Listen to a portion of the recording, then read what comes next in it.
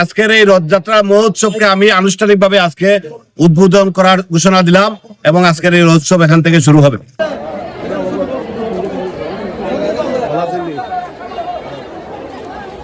রথযাত্রার মহোৎসব যেটা 2026 আজকের একটা বিশাল প্রোগ্রাম।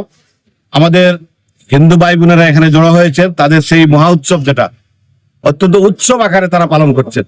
আমরা আমাদের রাষ্ট্রের যে আমরা ধর্ম যার যার রাষ্ট্রসভার উৎসব সভার উৎসবে আমরা সামিল হয়েছি। আমরা তাদের জন্য শুভকামনা থাকলো।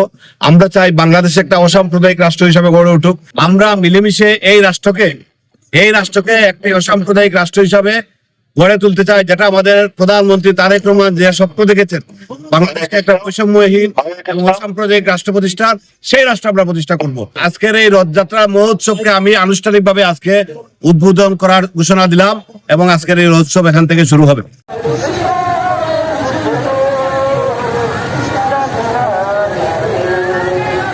এই পর্যন্ত যে আমাদের আইন শৃঙ্খলা আমরা সম্পূর্ণভাবে নিশ্চিত করেছি। আশা করি আমাদের কোনো সমস্যা হবে না। ওনাদের সাথে ওনাদের সাথে আলোচনা করে যে যেটা চেয়েছেন আমরা এনশিওর করার চেষ্টা করছি।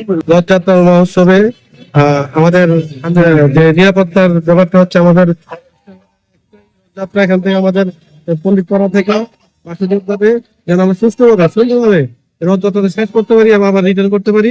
এই জন্য আমরা আমাদের প্রস্তুতি আছে, ইনশাল্লাহ আমরা সুন্দরভাবে এই রথযাত্রা শেষ করতে পারবো।